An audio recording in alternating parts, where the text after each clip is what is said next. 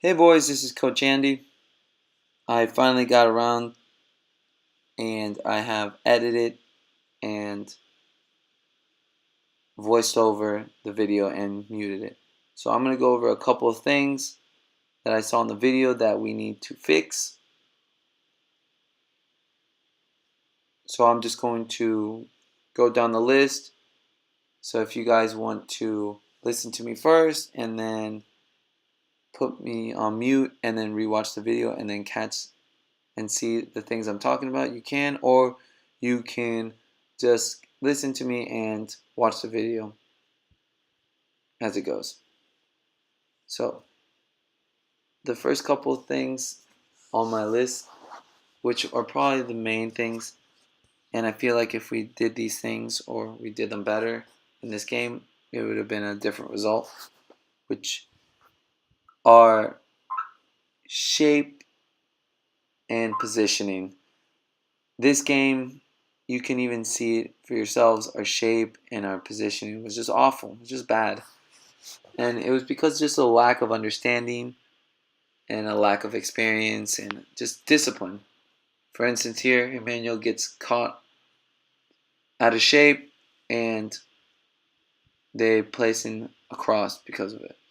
Now,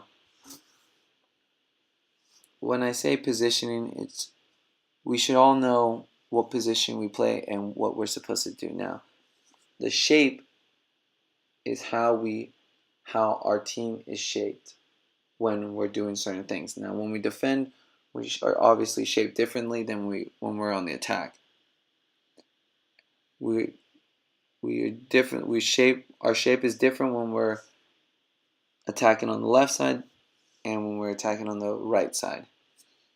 And I just feel that just because of the lack of our understanding, especially for our shape and our positioning in this game, cost us this game.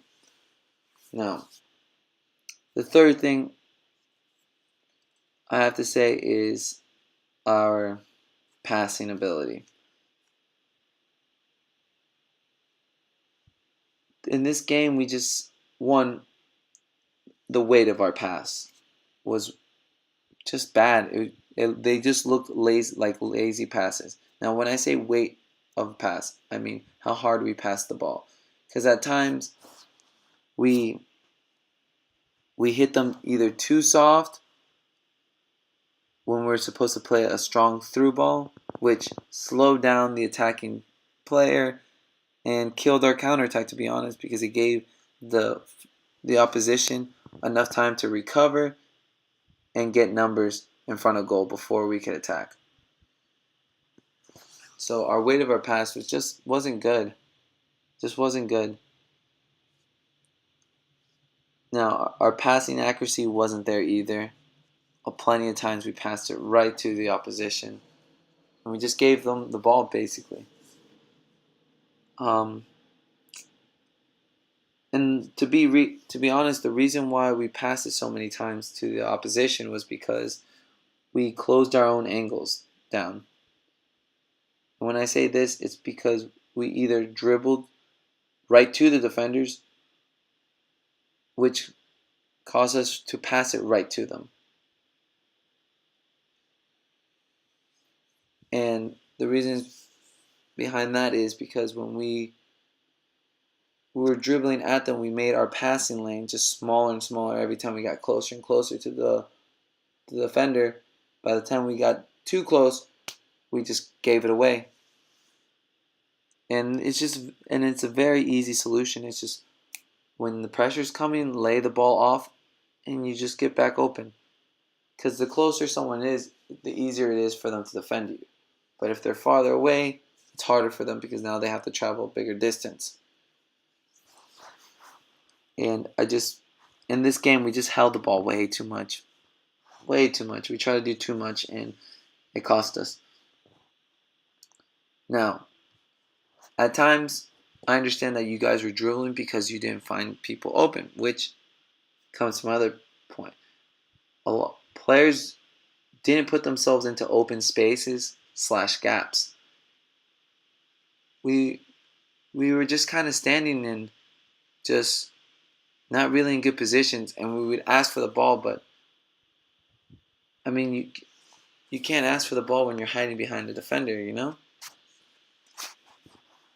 And I mean, it's kind of simple because we didn't put ourselves into good positions because we, we we didn't put ourselves into good positions, and it was mostly because we didn't show any angle of support for the player on the ball. And when I say angle of support, we weren't in a good passing lane. In other words, when the player was running, there wasn't no passing angle because we were too deep in or too pushed up, where we could have been checked out wider so they can make an easier pass to us so we can support them and continue the play. A lot of times, and you can see in this video, we're just kind of just doing our own thing, and I mean it cost us. We weren't looking for the pass, and we weren't looking for the next pass. We were just kind of, oh, the ball's here, I got to do something with it, where we should be playing it. I'm checking to the ball. I want the ball. I got the ball.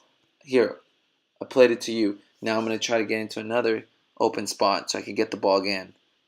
But we just didn't do that. And the reason why is because we stood and watched the game instead of move. We were just ball watching. We ball watched too much in this game. And to be honest, we've been ball watching the first 5 games that we played. And we, at times, just completely forget about the game. And we're just so concentrated on watching the ball that we get caught. Another thing I noticed was that we play the ball into spaces when there is no player around. Sometimes we just bomb the ball in a space in the hopes that somebody's going to make a run in there, but they don't. We shouldn't.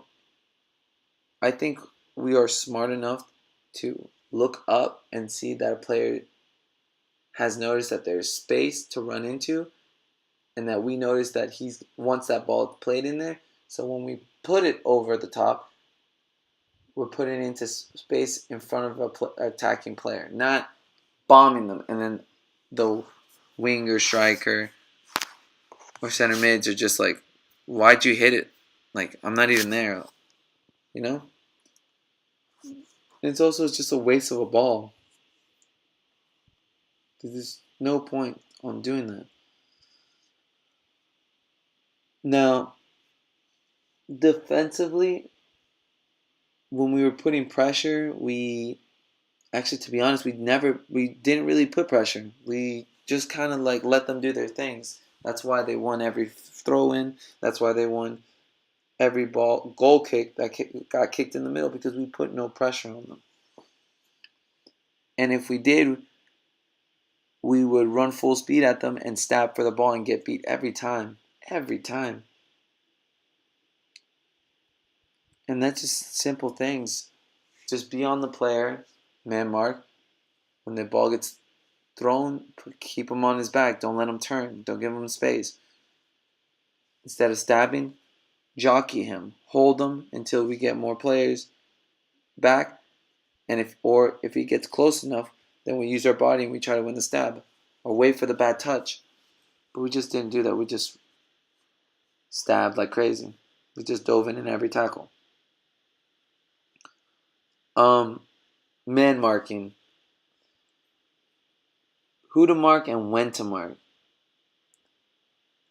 If you're big, especially on corner kicks and free kicks, if you're one of the bigger players, you should mark their big players. You shouldn't have one of our smallest players mark their biggest players.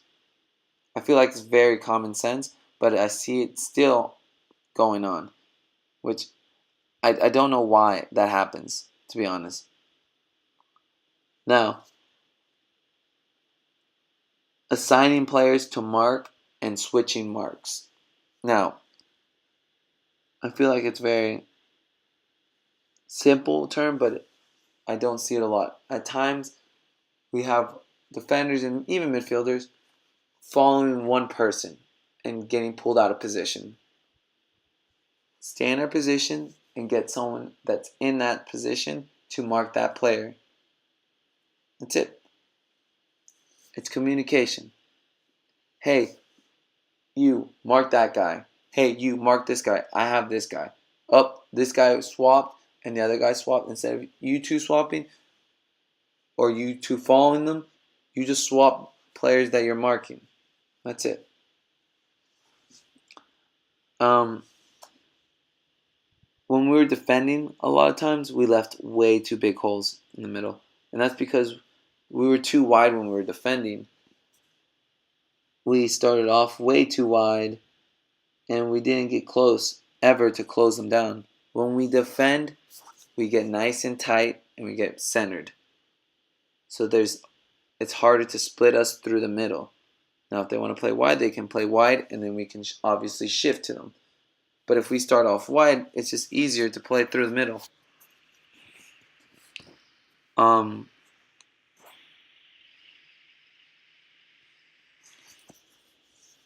Another thing is checking our shoulders and back. A lot of times we didn't check our shoulders, and especially in the midfield where we have our back towards the goal we're trying to score on, and we just get stripped every single time. Ignore Didi on that video. He's just being annoying. Now, when I was saying with the midfielders, we had our back towards the goal we were trying to go to, and every time we turned, we get smashed. Every time. We need to, and the simple solution is when we get into that space, we check our shoulders and we open our body. We have our body going towards the goal we want to go. Not our back, but our body is going towards. So our first touch should be positive, going forward, not going back and then trying to turn. Defense, we need to check our shoulders. We get caught on players running right behind us every time. We got to know who's behind us. Always. If it's a throw-in or a free kick, we got to know who's behind us.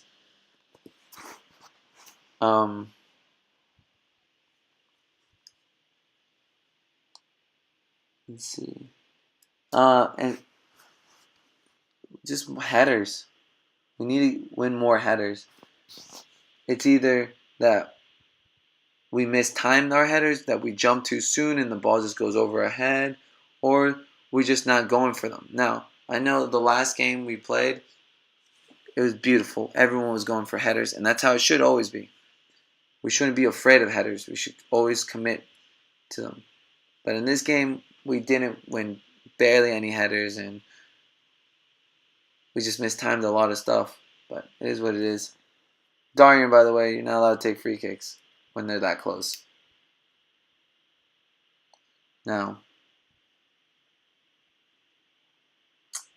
what's the next thing?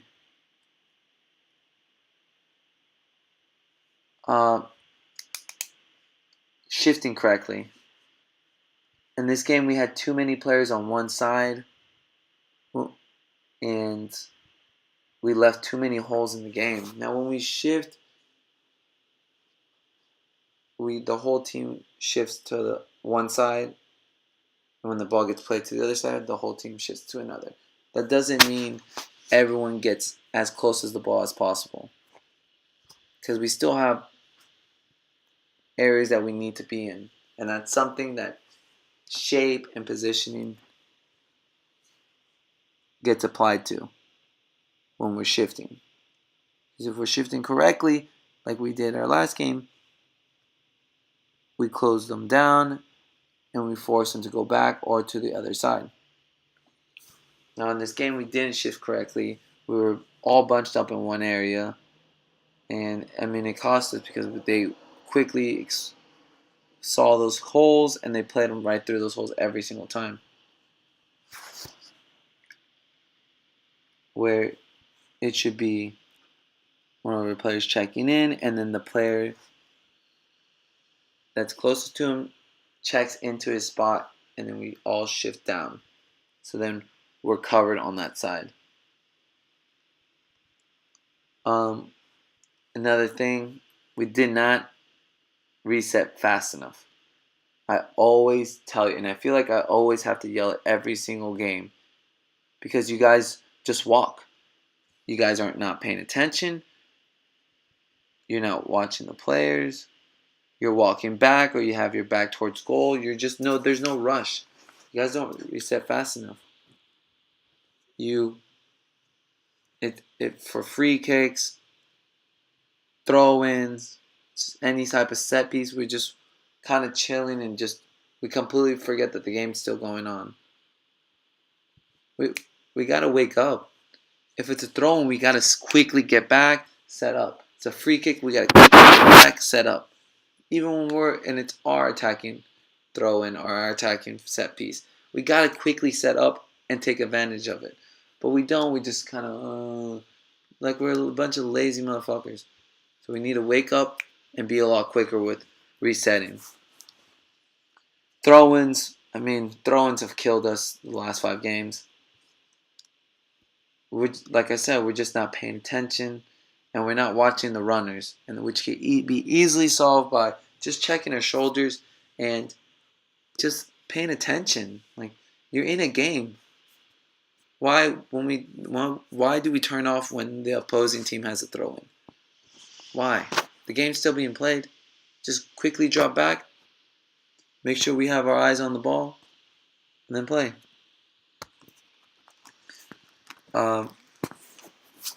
Corner kick runs. I haven't seen any good runs, to be honest, lately, and I feel like personally it's because the timing of our runs are just poor. They're just bad runs. We just don't. We most of the time the ball gets played and we're never in that position, or we're just standing in that position, just waiting. It shouldn't be that we're running to it and we're hitting it on the run. It's not like we're just waiting and chilling. No, we make the run and we hit the ball on the run. Which it's just timing of our run and just making our runs. A lot of times we're not making our runs. I know everyone on the team knows how to make a run. So let's make the run correctly. Let's not just do our own thing. Because you guys doing your own thing, if you haven't watched this video yet, this is your own thing. It doesn't work out well. So let's make sure we're doing what the coaches have taught you and what we've worked on. So we need to make our runs exactly how we've worked on, and we have to commit to our runs. We have to be in those spots that we told you you have to be in. If there's a defender in your way, get him out of your way and get into the spot. And the timings. To be honest, I think we hold our run a little too long. So we got to make our run a little bit quicker from what I've seen on this video. The next thing, bad crosses. I believe in the beginning of the video, you see Moyes with a really shitty cross. And to be honest, it's a very simple fix. It's because his angle of approach to the ball when he hits the ball was just bad. If you watch, his run to the ball was just straight. Which, because of his run, makes his body shape bad as well. Because now, when you hit a cross, your chest should be pointing to the direction where you want the ball to be crossed. Now, because his run was straight, he couldn't turn his chest towards the box to hit the cross into the box. Because it'd just be an unnatural, movement. So that's why he hit the ball right at the field goal, because his chest was aiming at the field goal. Now, if his angle of approach was more curved, then his body shape would have had him aiming at where aiming at the box where he wanted to put the cross in. So it's just a little thing that we can obviously get fixed. And what I noticed too is we don't like using our weak foot. Now, if you're left-footed, we gotta use our right, and if you're right-footed, we gotta use our left. It's just that simple. Especially in front of goal, we miss plenty of opportunities because we, instead of trying to shoot with our weak foot, we try to cut it back to our right foot. We try to cut it back to our strong foot, and when we're doing that, we give the other team too much time to get players in front of us, and we usually get a shot block where we could have just smashed it with the left, and you never know, you could have scored, or maybe you get a rebound. But we just don't go for it. We're just too afraid to use our left. We're too afraid to use our weak foot. So we got to start using our stronger. We got to start using our weaker foot, especially when we're in front of goal.